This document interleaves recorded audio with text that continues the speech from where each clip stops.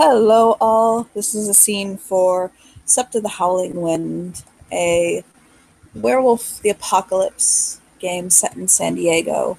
Jesse Steele has pretty much hyped himself up as much as he's gonna and realizes he needs to speak to his daughter about that. So he goes to her door, and it's morning, not too early, but not too late, and he'll give it a knock. Let me just roll real quick to see how she's doing nightmare-wise. Shona.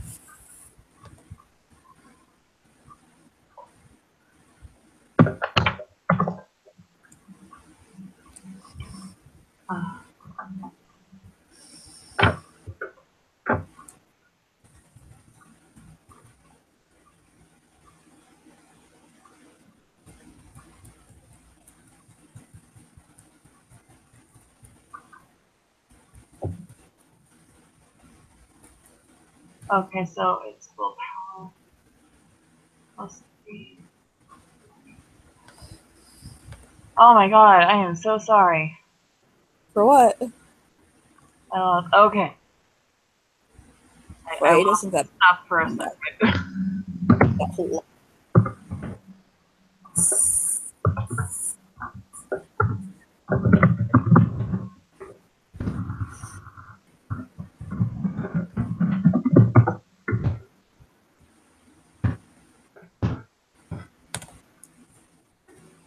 Oh! Right, that was almost a fail. Yay! You didn't fail. Good. That would have been terrible. Yeah. So she's not doing great, but she doesn't have any negs, so that's good. Yeah, so what does he do? Sorry. He knocks on her door. The door to her bedroom.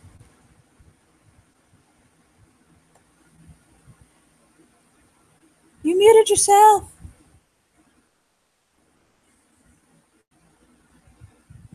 Everybody's dead. It's how early in the morning is it? Not too early. Not absurdly early. All right. She gets up and answers the door. She seems dressed for the day. He'll smile to her. She smiles back. Are you ready for this week's hyper thing that Papa did to cause a feel-good talk between us? She frowns and there's like a tiny little smile on her face. She says, "It never fails to surprise me. There is always another thing."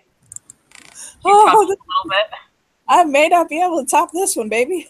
I'm not gonna lie.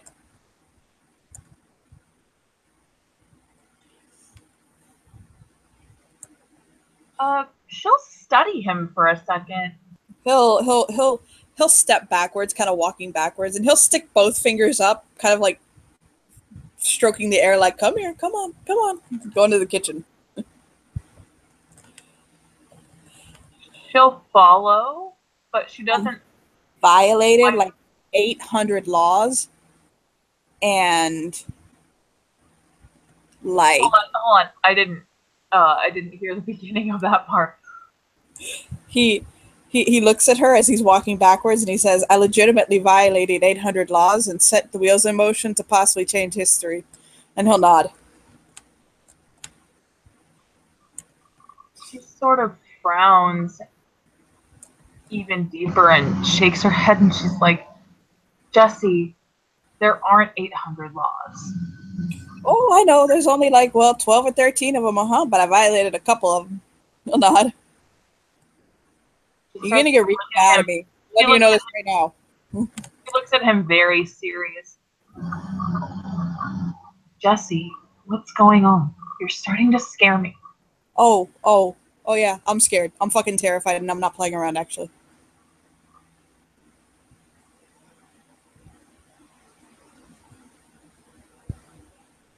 He can probably see pretty easily that she's starting to get really scared.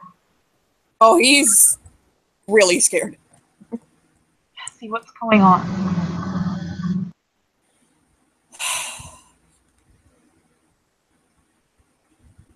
And all the time we've been together, you've put up with a lot of shit for me. You stood by my side, told me that I would always be your papa, that you'd support me through anything, that I've learned it where I thought I might push you away or push you out of my life before.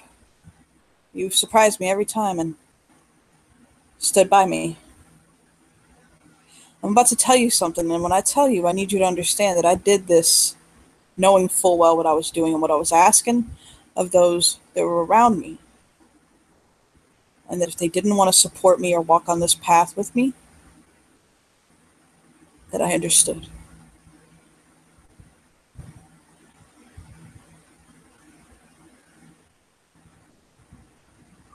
Jesse, I don't. You can see that she's shaking.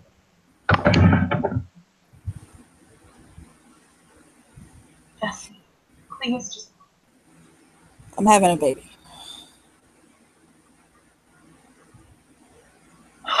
She breathed. What did he say? I fathered a child. Willingly, knowingly. It was not an accident. She nods. Okay. It doesn't break any laws, Jesse. Oh yeah, it does. Because you know who I fathered it with.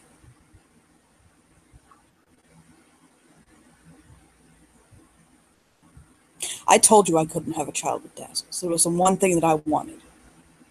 And that I couldn't have it. And then it occurred to me, why couldn't I have a child with her?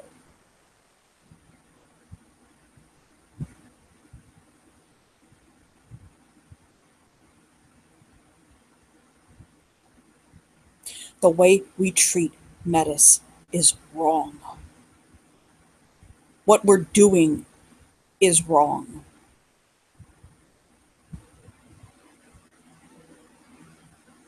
He can see her chest rising and falling just faster than normal. He can see her eyes go wide. And I am not going to stand by any longer and let this happen.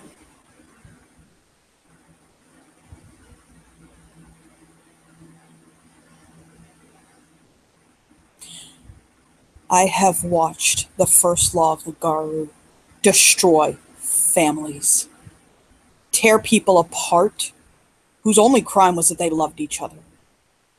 I watched it hurt my daughter. I watched it bring my packmate to his knees. I saw the pain it caused in my mate.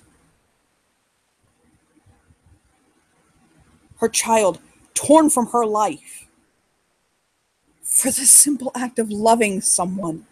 And the way we treat Metis is barbaric. The litany is clear. And yet contradicts itself. First law. Garou should not mate with other Garou. Fine. Seemingly good enough. Respect those beneath the altar of Gaia? Where the fuck is the respect paid to Metis? I'm done.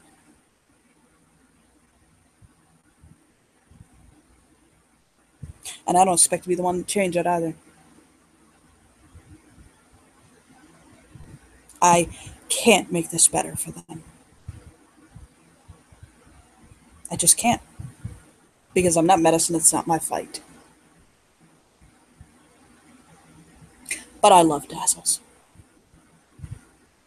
I love her so fucking much. And I love this child And I'm gonna raise it with as much love as I show you, with as much love as I'm gonna show to Erica.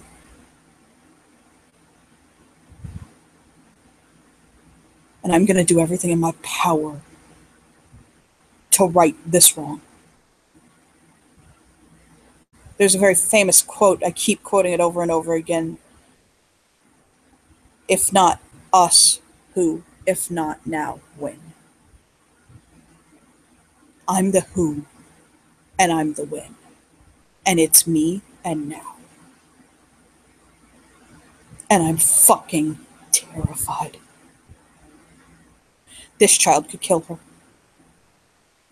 I could be ostracized from the nation right along with everyone in my blood. I could be killed. Don't think for 2 seconds. I don't understand what I've gotten myself into. I've already come across a couple of problems.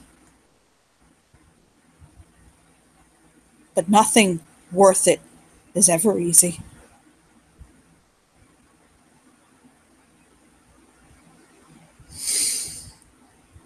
So I needed to tell you that our lives are about to get a little bit interesting. And that I need you. More than I have ever needed you before. Please. And he'll take a couple of step forwards to in front of her. He has backed herself against the wall and sort of just slid down to the ground and hugged her knees, and she's just crying. Yeah, he basically goes down to her and just pulls her into his arm. He needs to be held, but since she can't obviously hold him right now, he's holding her. Do you realize what you've done? I know. No, you don't. I swear to you I do. You gave me a family, and you're taking it away. I'm not gonna take it away, I promise. And if they kill you, if they ostracize you, that's not being taken away.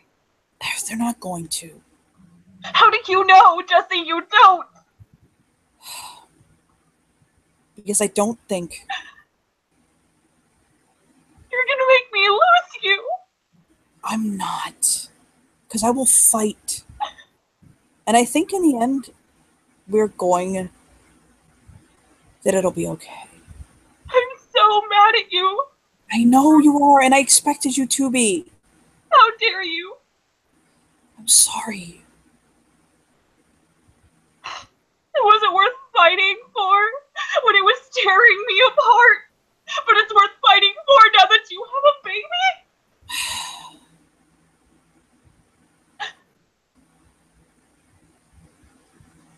You said you couldn't. You worked with Basil that way. You lied to me to my face. I trusted you to tell me the truth always, and you lied to me. How did I lie to you?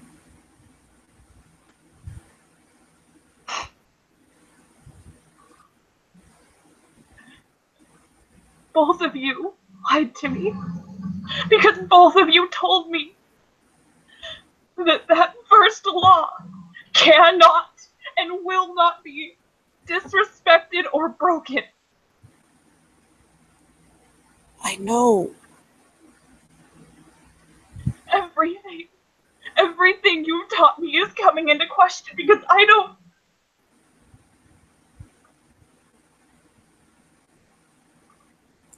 can't do this anymore. Do what? Let people live like this. This is insanity. So it means I have to lose you? I wanted to tell you to be with him. And had things played out differently, had I known what was going to happen, I didn't. I literally cannot change the past, but what I can do... I'm not asking you to change the past. The only thing I can do is to change the future. For those that are coming.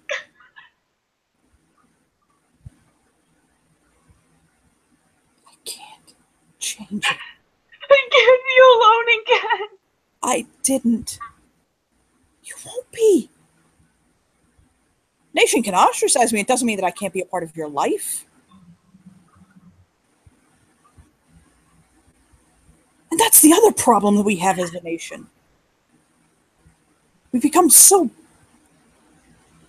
caught up in our own world, in our own lives, in our own war against the worm that we've forgotten which is most important to us. The people we're fighting for.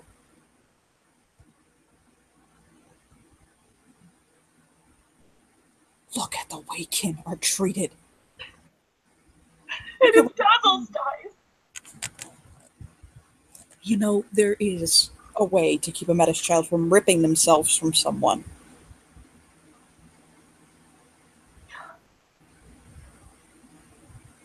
We'll do a cesarean section on her. My mother is a nurse practitioner. Grandma can do this. There is no reason that child has to tear itself from her womb. We do that out of cruelty. And if the child is insane? Then it's fucking insane. Whatever this child has, we will love it and handle it regardless. And what do you want me to do if it's insane and it kills both of you? I don't think it's going to hit to that extreme. I don't know. Can you say that could literally be anyone? Can you say 100% that it won't? I couldn't say that about a mortal child. So no, I can't say that. If I had a mortal child. Jesse, we're not talking about a mortal child. We are talking about a werewolf. I understand. With the strength of a werewolf. Insane. That I will do everything I can as that child ages to bring it stability. Nick is a counselor. If it's insane, we fix it. If it's lame, we fix it. We deal with it. If it's blind, we fix it.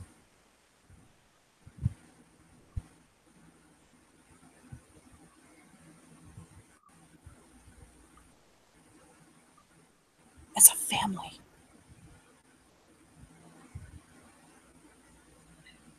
You fixed me. And I fixed you. And we didn't give up on each other. And I know you're not going to give up on me now. What hurts me and what's driving me to the pain I'm in is that I have to ask you to stand by me through this. This goes against everything I was ever taught since I was first brought here. I know. I know. What do I have if I don't have what I've learned so far? And I don't have all of my memories? You have your family, and we love you. You have me trying to make sure that no one ever has to know the pain that you went through again. How do I know who I am?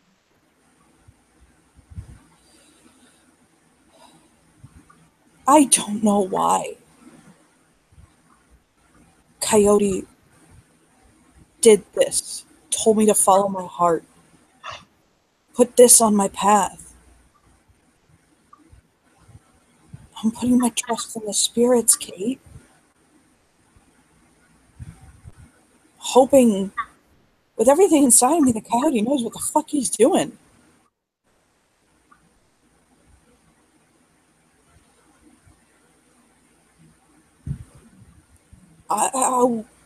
Everyone said I'm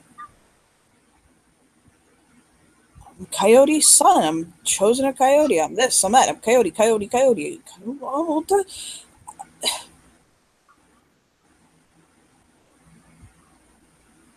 told me to follow my heart.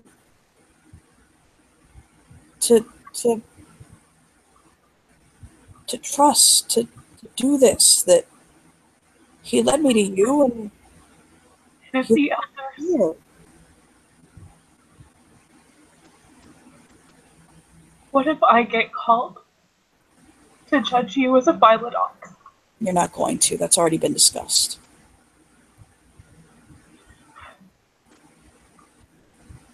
They wouldn't have been able to do it.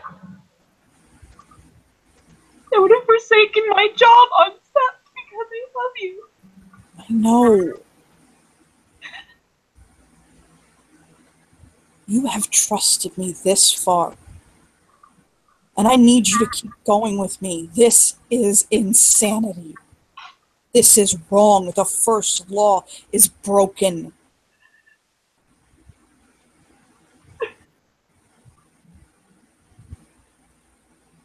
The only lie I told you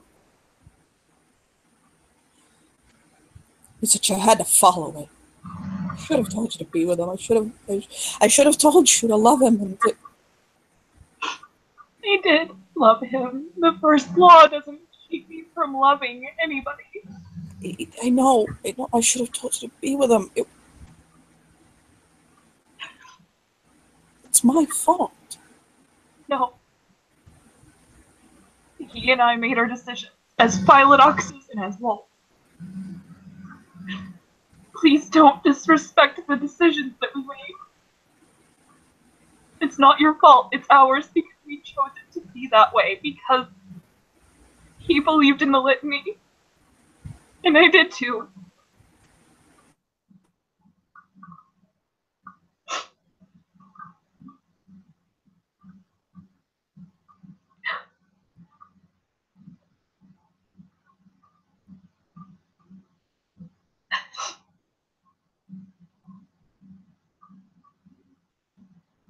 No matter what, I will not let anyone take me from you.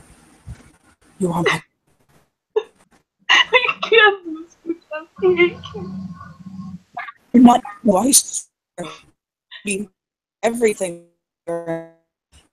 Fight for my children.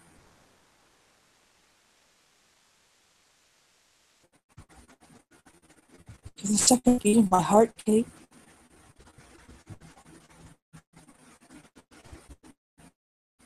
I'll die for you, but I swear to God, I'll live for you first.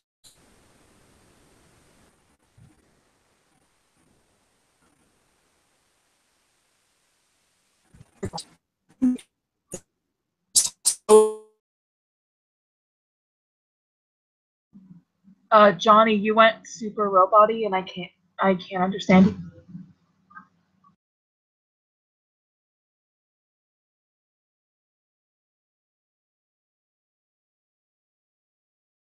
No.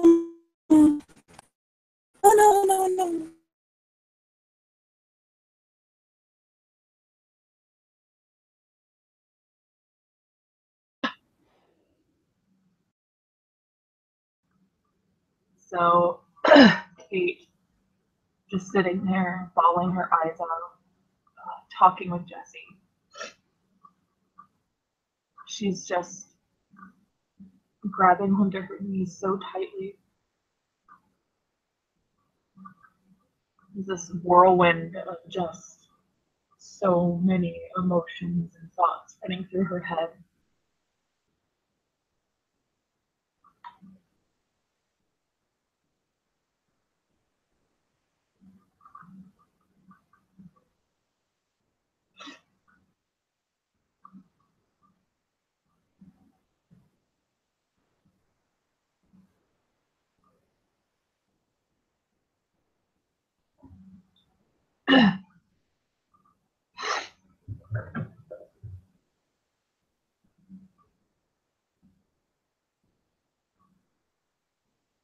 Kate's not sure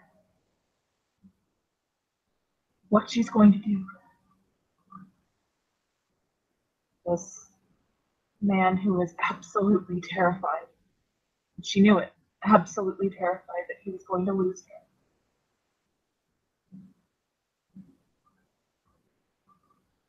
But feeling once again like the world had just been swept out from beneath her.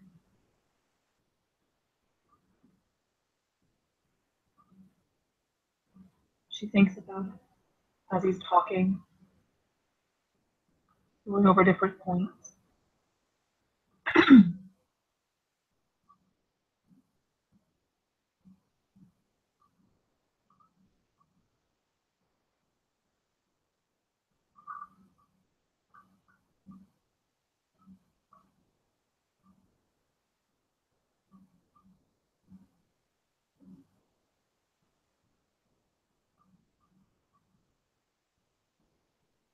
And all she can really do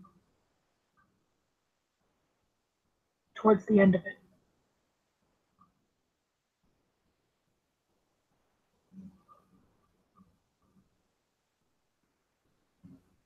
is wrap her arms around him as they're both crying as he's freaking out. Because as much as she wanted to be mad at him, to rant and rave and rail at him,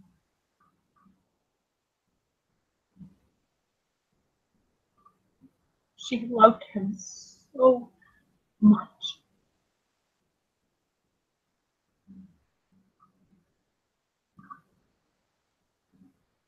And if life was the rug that was swept out from beneath her feet, toppled over, Jesse was the ground.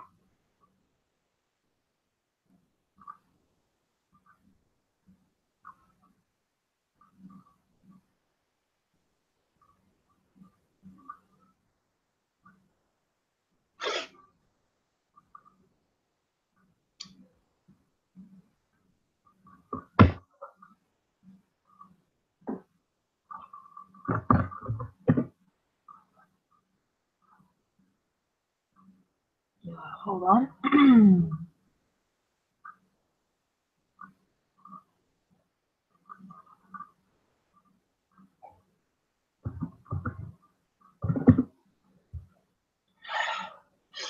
So,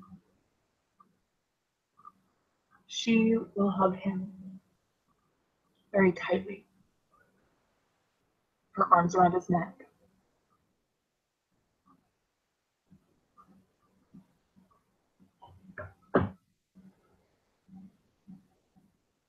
Sorry, ladies and gentlemen, just give me a few moments as we wait for Johnny's connection. I will explain to you about where she's at, or try to.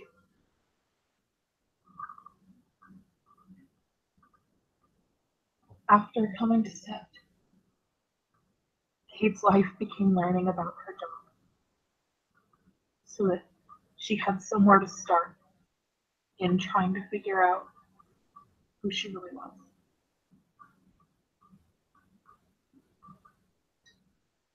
She tried to learn her best from both Lefty and Dazzles. Now, her father was asking her to go against everything that Lefty stood for, everything that he venerated and believed in.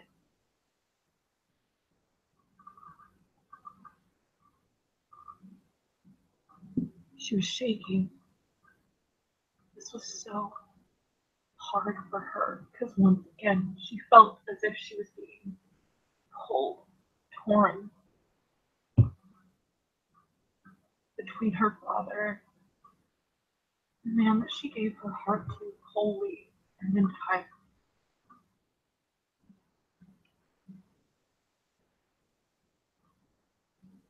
One question kept ringing in her mind.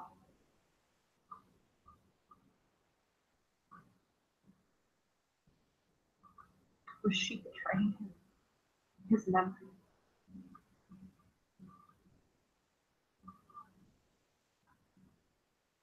And if she was,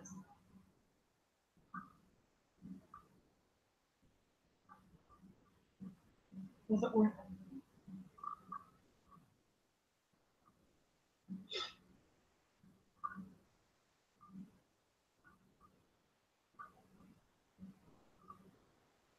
She, Hello. What was? Am I clear now? yeah. And We last. some inner monologuing, and Kate was crying, and in the middle of Jesse just going off and rambling, like going off about the litany and all this other stuff, she just lunges forward and wraps her arms around his neck, and she hugs him very, very tightly. I'll hug her back. She's shaking. She's still crying. What was the last thing you out of game heard me say?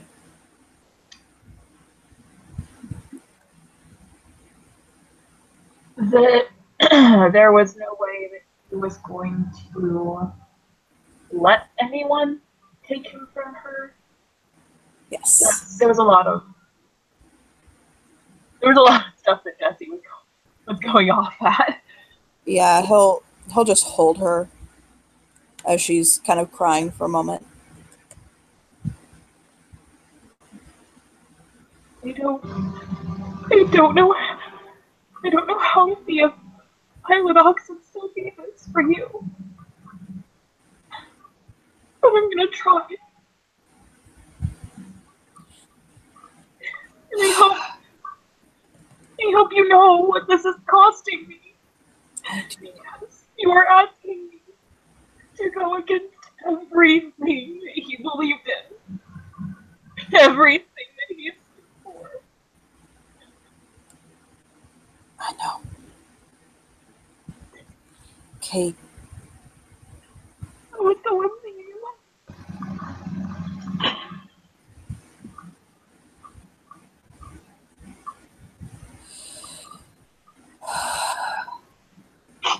I love you. So if I'm betraying his memory, then it's worth it. But you need to know that that's what you're asking me to do. I know. I need to tell you two things. One,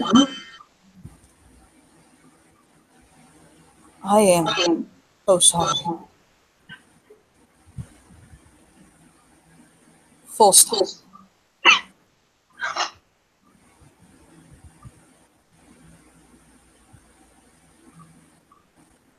Two,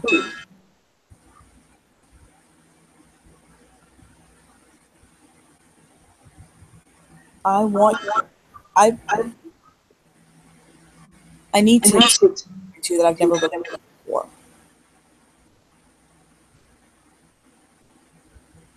I am not a Philodox, nor am I a Ragabash. I'm a Galliard. You know this. When I tell you I have studied the laws of our people, what I mean is that I have confidence in my expertise at the law. Our law, the Garu law. I could write them in my sleep. I know the nuances. I know the ins and out. I know the stories of when they were laid down. I could tell you who penned what law when around Table Rock, how they came to be. I know the law. I never claimed you did. I know you never did. But I don't know that you know that I have in my years as a Garu literally made it my passion to know the law of the Garu.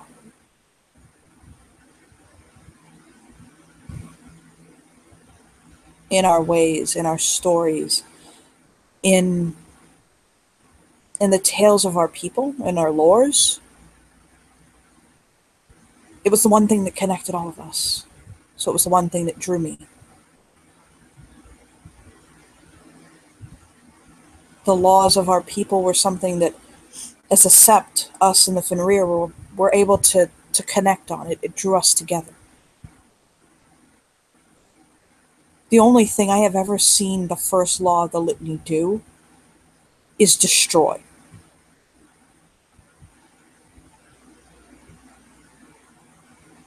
That's all I've seen it do. Destroy families, destroy hearts, destroy kinfolks' lives.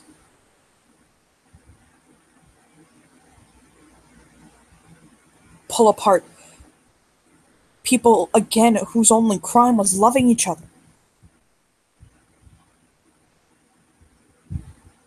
It, it has to stop. This. Do you know what the definition of madness is? Asking non-rhetorically out of game, by the way. Oh, wait. What? Out of game? He asked if she knew what the definition of madness was.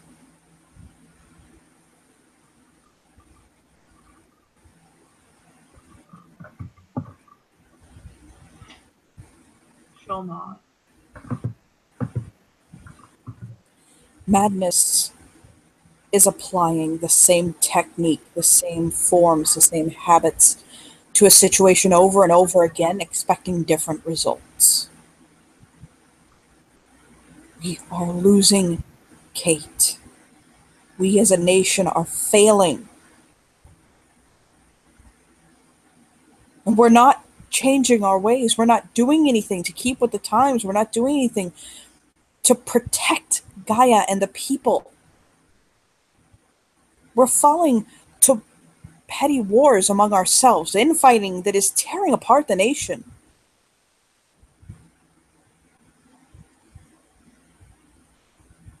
We treat kinfolk like breeding stock. We treat an entire tribe of our people like shit. Because they have the fortitude to go into the deepest parts of the city and roust out the worm. There is nowhere the worm does not go. It is in everything and in everyone. And we have the gall to look down at our brothers and sisters who will go the distance where we would never go to fight it. We treat Metis like they're the problem.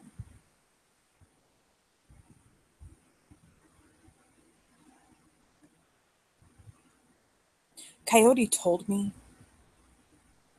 that the Metis were cursed. That's why they're deformed. That's why they suffer the burden they do, because of a curse. No one thought to ever know why.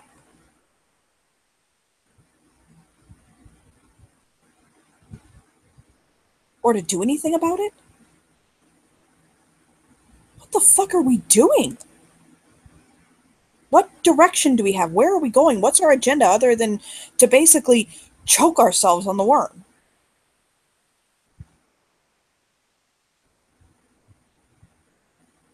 Combat the worm whenever it dwells and wherever it breeds. What are we doing to combat the worm? Truly doing. That's not just sowing more seeds of destruction.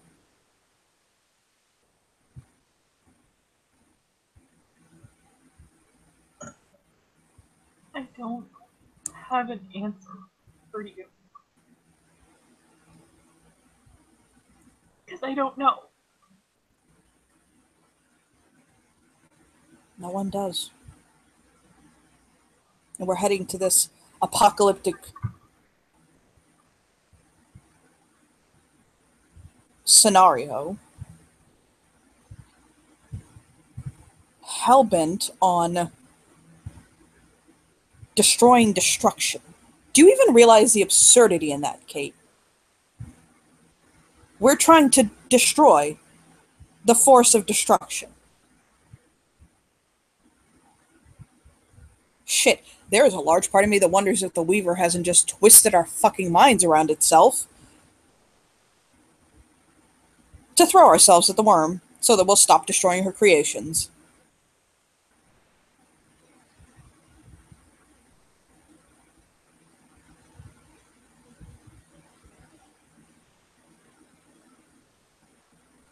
I don't know. I don't know. I don't know, Kate. There is one thing I know. That I love you, and I love this family, and I love my children. And I am not going to let anyone hurt the way that you hurt again.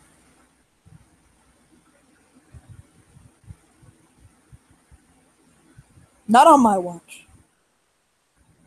I will not let your tears go in vain. And if it means that I have to break myself to do it, so be it.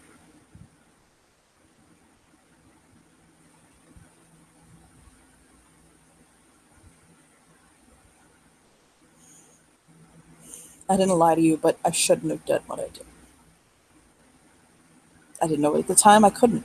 Now I do. So now I fix it. Because you're worth it. Because she's worth it.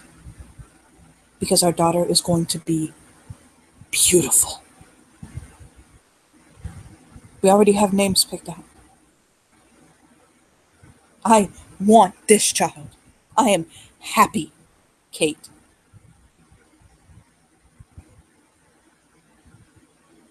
And I'm going to hold her in my arms on the day she's born. I'm going to show her to you, and I'm going to show her to all the world. And I will fucking say that she's my daughter and be happy she was born. Because every child deserves that. Hamid, Garu, Lupus, every life is a life and sacred. And if I have to tear apart the very vault of heaven so that the Garu will remember that, here I am. But I am terrified. Jesus fucking Christ, I'm going to be a father.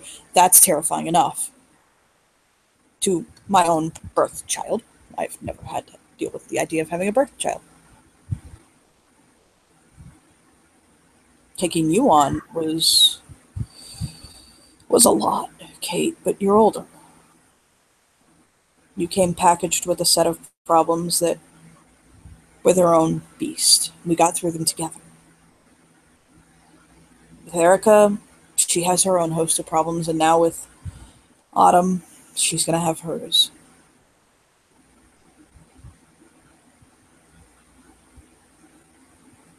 If it's a girl, I'm not saying it's what I hope for, but I like the name Autumn Nicole a lot. Anyway, he'll just shake his head.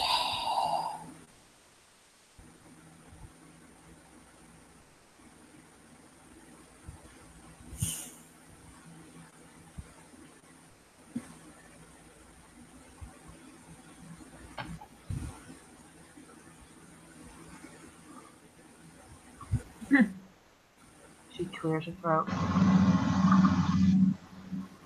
I need time, Jesse. I know.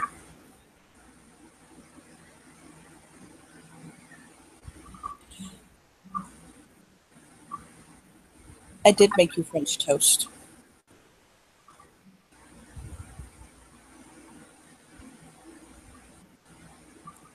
With brioche bread this time. I know you like it. Well, not. She nods. Because Jesse figures if I'm going to fucking tell my daughter I just destroyed her entire world as you know it, I might as well make some French toast for her while I'm at it. Isn't he thoughtful, Nikki? You're gonna try to stay in character, Johnny. So he'll squeeze her shoulder, and he'll get up, and he'll hold his hand out to her. Are you at least proud of me for realizing that you wouldn't run away and hate me and not consider me your papa after this? You'll always be my papa, Tessa.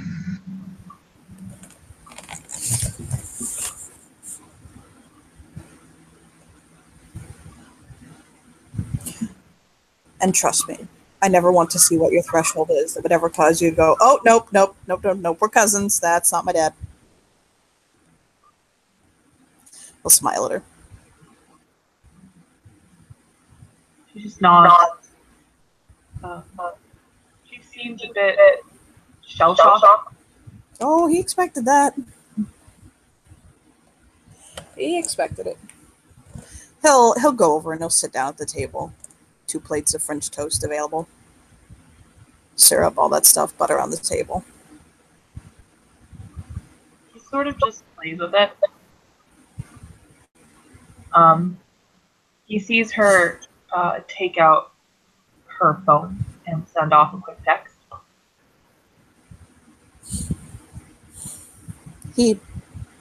Okay. Yeah. Yay. He'll smile to her. I'm going to try to talk to the beta today. I'm trying to get things in order. I either have 2 months to completely change the litany, or I'm going to have to basically sway everyone in the sept to ignore the fact that I broke the first law of the litany and or go light on me. Or give me a pardon. I don't know what I'm going to do. I'm kind of flying off the seat of my pants right now. But I'm certainly not going to sit on my ass and do nothing.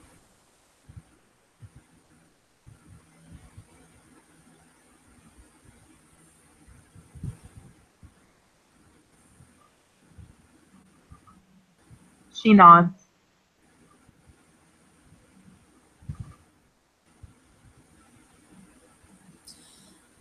He'll take a second, and he'll look for her Pascal for a second.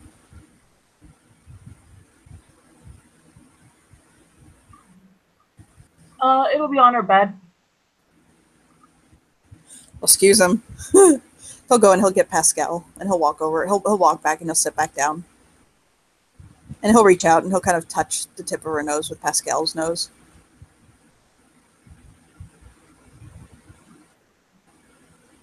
She takes it and sort of sniffles. She looks at him.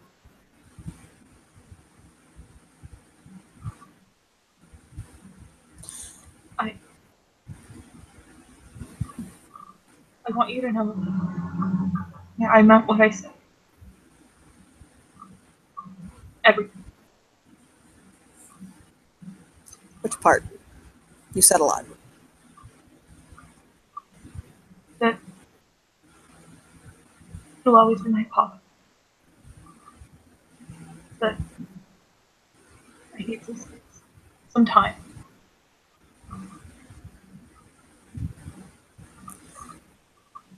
I understand that, kid. Like, I really understand. She looks at him. Finally. Okay? I will try everything within my life to make sure that next week I don't have something else to make you cry about, okay? She nods.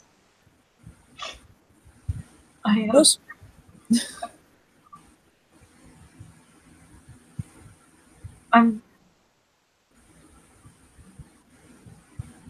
gonna stay a couple nights at Hanukkah's, okay? He'll shrug. Sure. She nods, sets her fork down, and she takes her Pascal and she starts packing stuff into Binary's backpack. He'll just start doing the dishes, kind of cleaning up, stuff like that, knowing she needs her space, and he needs to give it to her right now. He can hear Annika's car pull up pretty quickly afterwards. He knows that she raced to be there, so.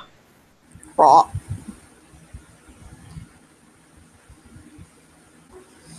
So once he hears that and all that, he'll walk over to Kate and he'll wrap his arms around her. He gives him a very soft hug back. You take all the time you need, okay? She nods. He'll kiss her cheek gently, fatherly. There might be something that I really need after this. What's up? I don't know. I just might need something. I just need to know that when I'm ready, I can come to you and talk about it. What? I said I just need to know that whenever I figure out what it is that I want or need, that I can just talk to you about it.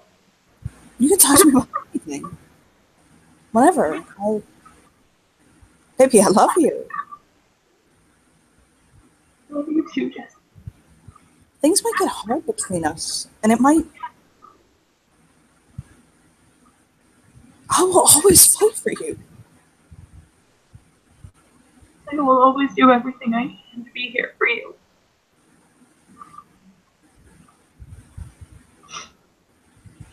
Because you have given me a gift that I can't even put words to.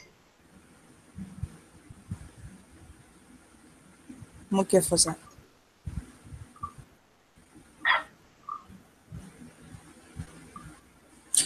Asshole, she literally just said she couldn't put words to it. Okay, you know what? Obviously, I'm stupid today. He'll shake his head like, baby, I love you, okay? Oh my god. He'll cup her cheeks and press his forehead to hers. Like, oh!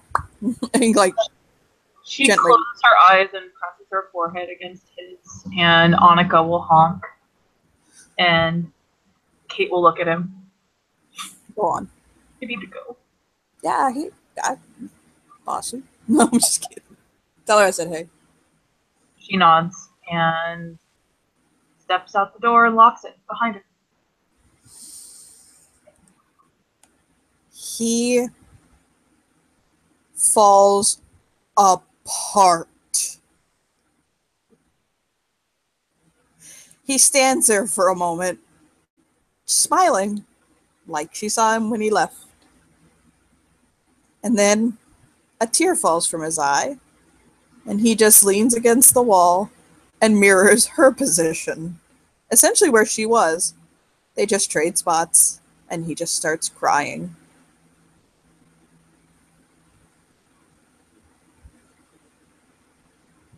And he'll just take a deep breath and look up. And he'll shake his head. And he's rubbing something on his arm, a tattoo, that says sometimes the only payoff for having any faith is when it's tested again and again every day. And he just sits there touching it, looking up, and just praying to any God that will listen that this was actually the right choice. And with that, we can end our scene. Thank you, players, for playing, and thank you, watchers, for watching. Bye-bye.